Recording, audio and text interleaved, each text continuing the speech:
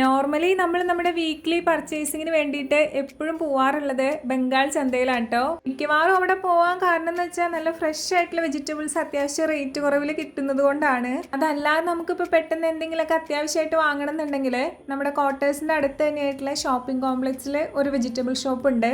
അതാണ് നിങ്ങളിപ്പോൾ കണ്ടുകൊണ്ടിരിക്കുന്നത്. ഇവിടെ ആക്ച്വലി അങ്ങനെ വെജിറ്റബിൾസ് കറക്റ്റായിട്ട് ഡെയിലി മാറ്റുന്നൊന്നുമില്ല, അതുകൊണ്ട് അത്ര ഫ്രഷ് ഒന്നും അല്ല കേട്ടോ. നമ്മൾ ചന്തയിൽ എന്ന് പറയുമ്പോൾ പക്ക ഫ്രഷ് ആയിട്ടുള്ള സാധനമായിരിക്കും.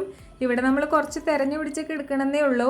അത് മാത്രമല്ല ഇവിടെ ഷോപ്പിംഗ് കോംപ്ലക്സിന്റെ ഉള്ളിലായതുകൊണ്ട് തന്നെ കുറച്ച് വിലയും കൂടുതലാണ് കേട്ടോ. ഇപ്പൊ എന്റെ കയ്യിലിരിക്കുന്ന ഈ ഒരു വെജിറ്റബിള് ഞാൻ കഴിഞ്ഞ പ്രാവശ്യം ചന്തയിൽ പോയപ്പോൾ നോക്കി വെച്ചായിരുന്നു. വാങ്ങിക്കാൻ എനിക്ക് എന്തോ മടിയായിരുന്നു കേട്ടോ. ഇപ്രാവശ്യം അത് വാങ്ങിച്ചിട്ടുണ്ട്. നമുക്ക് എന്തായാലും ഒന്ന് ഉണ്ടാക്കി നോക്കാം. പിന്നെ നമ്മൾ നമ്മുടെ അല്ലറ ചില്ലറ സ്നാക്സ് ഒക്കെ വാങ്ങിക്കാൻ വേണ്ടി അടുത്തുള്ള ഒരു ഷോപ്പിൽ കയറിയിട്ടുണ്ടായിരുന്നു. ഇവിടെ കുറേ വെറൈറ്റി മിഠായികൾ ഇരിക്കുന്നുണ്ട്. ചോക്ലേറ്റ് ആണ്, ഡാർക്ക് ചോക്ലേറ്റും മിൽക്ക് ചോക്ലേറ്റും. ഇതിന്റെ ഈ ഒരു പാക്കേജിങ്ങിൽ ഞാൻ ഭയങ്കരമായിട്ട് അങ്ങ് അട്രാക്റ്റഡ് പോയി. കാര്യം ഇതിന് 295 രൂപയാണ്. വാങ്ങിക്കണോ വേണ്ടയോ, നല്ലതായിരിക്കോ എന്നൊക്കെ ഡൗട്ടായിരുന്നെങ്കിലും ഒരെണ്ണം വാങ്ങിച്ചു. ഇന്നിപ്പം നിങ്ങൾ കണ്ടുകൊണ്ടിരിക്കുന്നത് ഞാൻ ഉണ്ടാക്കിയ പായസമാണ്. ഞാൻ ഉണ്ടാക്കിയ പായസം എന്നല്ല, അട്ടർ ഫ്ലോപ്പ് ആയിട്ടുള്ള പായസം. കാരമലൈസ് ചെയ്തത് കുറച്ച് കൂടിപ്പോയതുകൊണ്ട് നല്ലോണം പാളിപ്പോയിട്ടോ.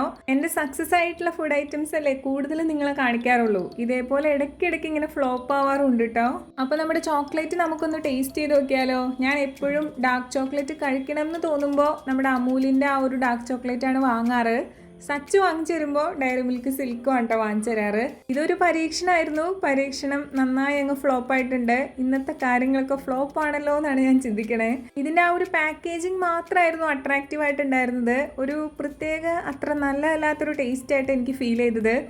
എന്തായാലും മിന്നുന്നതെല്ലാം പൊന്നല്ല എന്ന് പറയുന്ന പോലെ പാക്കേജിങ് കണ്ട് ഇനി ഇത് നിങ്ങളാരും വാങ്ങാൻ നിൽക്കണ്ട. അപ്പം ശരി, അടുത്ത വീഡിയോയിൽ കാണാം കേട്ടോ.